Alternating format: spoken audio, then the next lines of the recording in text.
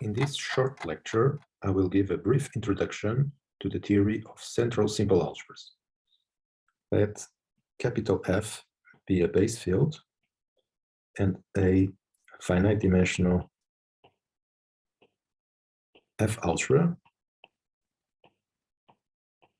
that we will assume to be unitable, associative, but not necessarily commutative, and also that the base field is contained in A. Definition: the algebra A is called central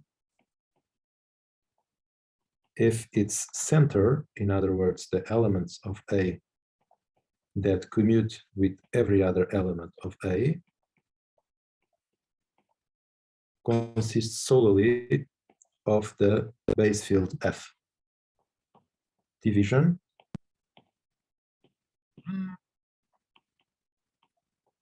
if every non-zero element of A is invertible.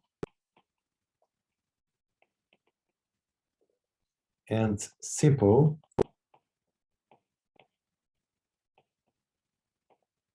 if the only two-sided ideals I of A are just the zero ideal and A itself. So by two-sided, I mean that when A is acting on the right, I still land in I, and when A is acting on the left, I still land in I. So what is the relation between these three notions? First remark is that if A is a division algebra, then it is a simple algebra. And this is clear because if every non-zero element is invertible, then there is no room for non-trivial two-sided ideals.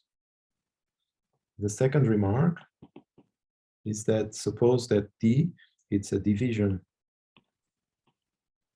F algebra, and that N, it's an integer, then we can consider square matrices, so N by N square matrices with coefficients in D. This is an F algebra, but it's no longer a division F algebra because every non-invertible matrix, that's a non-zero element of this algebra, is non-invertible. So it's not division, but nevertheless, it's simple. And this is a nice exercise to do, to check that the only possible non-trivial two-sided ideals are just zero and the algebra itself. There are a lot of one-sided ideals, but no non-trivial two-sided ideals. And also, if D is central, then again, this algebra is central. So one may wonder what is the actual difference between division algebras and simple algebras. And the answer to this question is given by this famous result of Wedderburn. So it's a result from 1908, so more than 100 years ago, which says basically that these are the only possibilities for simple algebras. Namely, so we can have a simple algebra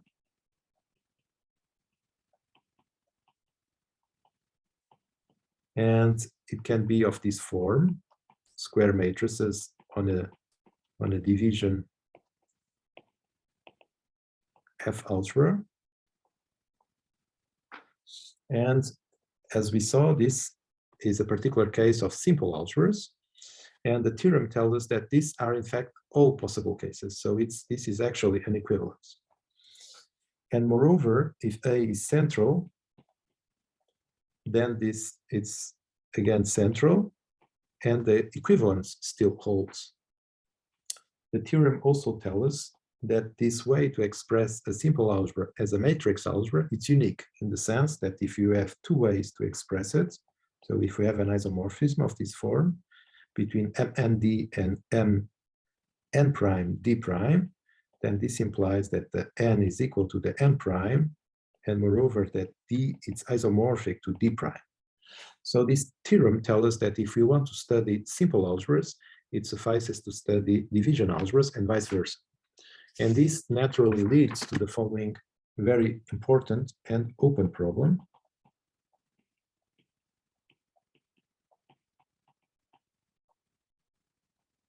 Which is to classify all central division F algebras up to isomorphism. So what can we say? So clearly F, it's a central and a division F algebra. And the question is, what is out there in nature besides F? So let's see a particular case. Let's see the particular case where the base field F, it's the complex numbers. So what can we say here? So suppose that D, it's a division algebra, a division C algebra, and that we have an element, an arbitrary element in D. So using this element, we can define the map, canonical map, from polynomials on one variable with coefficients in C, with so a map towards D that sends a polynomial, so it evaluates the polynomial at A. So this is a C algebra map, which we call the evaluation at A. So this evaluation map has a kernel. So the kernel of this evaluation map, it's generated by a single element, namely by a polynomial. So this is a polynomial. And this polynomial vanishes at A. And it's moreover minimal in the sense of its degree. So since we are working over C, every polynomial has a root. So that means that there exists a complex number such that we can extract the root from this polynomial. So we can write it as t minus lambda, and then another polynomial. And what do we know about the other polynomial is that since the degree of this polynomial is strictly less than the degree of the minimal polynomial, then we know that the value of this polynomial at A is necessarily different from 0. So what do we conclude from here? So this polynomial, the minimum polynomial, we can write it as t minus A, we can write it as A minus lambda.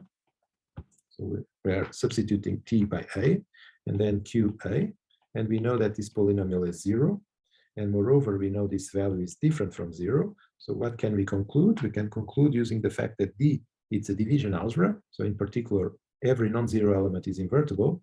This one is non-zero, so we conclude that A is equal to lambda. So we start with an arbitrary element of D, and we conclude that that element, it's actually a scalar, it's a complex number. So this tells us the following. So what's the conclusion of this argument is that the only, and so let me emphasize only here in color. So the only